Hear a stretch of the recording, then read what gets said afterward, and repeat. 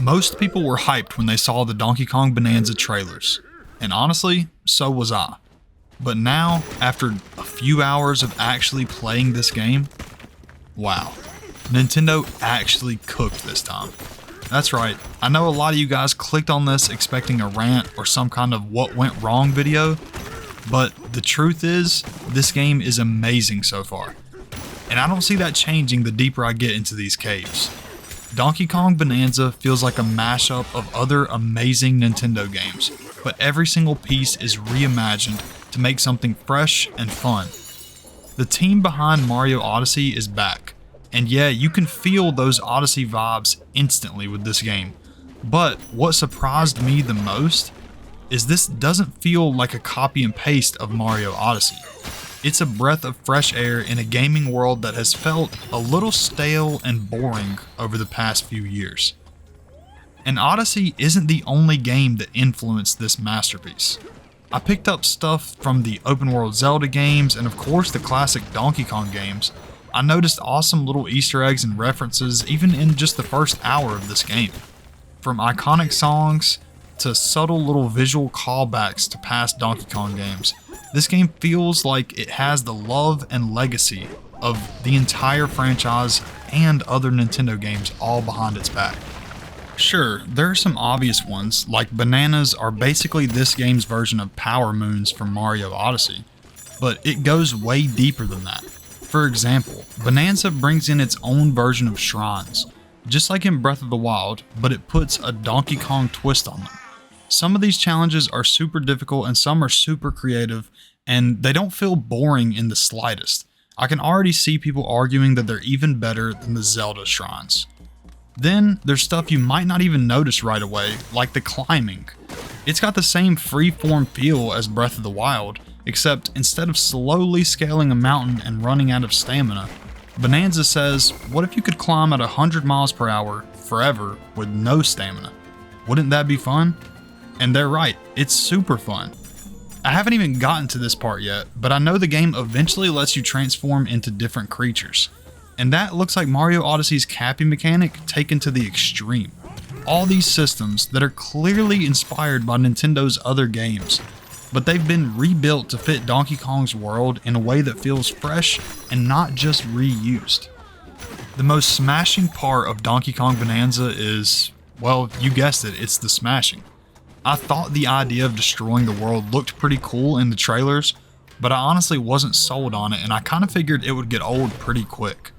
And maybe it will get old eventually, but from the very beginning, smashing through the rocks and the terrain felt weirdly satisfying. There were so many ways to destroy things in this game and I'm pretty sure I've only scratched the surface. You can punch forward, you can punch down, you can punch up. You can dive bomb into the ground, you can rip up boulders and throw them into things, or even surf on them like some kind of jungle Tony Hawk or something. And just when you think that maybe you've seen it all and it's gonna start getting a little bit boring, you unlock new abilities in a skill tree. A skill tree in a Donkey Kong game. I mean, whoever thought we'd be saying that? The moment I leveled up my punch to level 2, I felt like I turned into Prime King Kong, just obliterating everything in my path more efficiently. It's chaotic, it's over the top, and that's what makes it so much fun. This game found a way to make pure destruction feel unbelievably satisfying. I don't know if anybody was really doubting this, but let's put it to rest anyway. The game is visually stunning. The colors are vibrant, the lighting is crisp, and the contrast just pops off the screen. The team already proved they know how to make a beautiful game with Mario Odyssey, and Bananza is no different. I've only played the first few levels, and even within that handful of areas, the variety is overwhelming in the best way possible. It's like every level is dripping with different colors of the rainbow and new color combos to keep your eyes glued to the screen.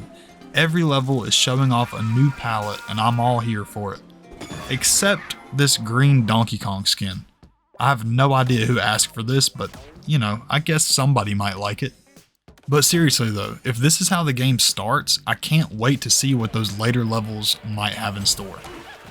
This wouldn't be a video on my channel if I didn't mention at least one flaw that I noticed, and for me, in this game, it's the camera. Most of the time it's totally fine, but sometimes when you're in small caves or tight areas, it just gets really weird. Sometimes the game zooms out and gives you a cool little X-ray vision effect so you can see through the walls and see the caves around you. And when that happens, it's perfect. You stay oriented, you keep moving, no problem. But then other times it doesn't do that for some reason, and you're just staring at just dirt, totally disoriented, hopping around and just jumping everywhere, hoping you're going in the right direction. It's not game breaking or anything, it's just a little bit annoying when it happens. I really wish the game always defaulted to that zoomed out X-ray view when you're in a tight spot, because it clearly already has that in the game, so why not use it? The only other thing that might throw some people off is that this game is very, very different from the other Donkey Kong games we've had before. And I get it, anytime a franchise this old changes direction, some fans are going to push back and just straight up hate it no matter what it is. But honestly, if you're one of those fans, I highly recommend giving this a shot. This game is gonna breathe new life into a franchise that's been stuck in the same place for a long time. This game is bold, fresh, and it's great. And if I'm being honest, this feels like Donkey Kong's version of Breath of the Wild. A complete reinvention that somehow still feels like it belongs to the franchise. In a time where the Switch 2 lineup was starting to look a little bleak and nobody really had many reasons to buy a Switch 2, if I'm being honest, they still don't. I mean, we're talking about 2 games at this point. But this game might have just bought Nintendo some time. We don't get a new Donkey Kong game very often, and when we do, it's usually just another classic side-scroller. And don't get me wrong, I love those games, like they're great. But this is something totally different. For the past decade, maybe even longer, Nintendo's been carried by Mario and Zelda hard. Donkey Kong's always been the side project, the if you have the extra time game. It's never been the must-buy game that Mario and Zelda has been for the past decade. But now, this might finally be Nintendo's big 3. Mario, Zelda, and the newly leveled up Donkey Kong back to claim his spot at the top with the big dogs. Let me know in the comments, is Donkey Kong Bananza exactly what this franchise needed? Or has it gone so far off the track that it shouldn't even be called Donkey Kong anymore? If you made it all the way to the end of this video, please consider subscribing. We are about to hit 3,000 subs, which would be absolutely insane. That's all I have for you guys today. I hope you have a great rest of your day, and as always, peace.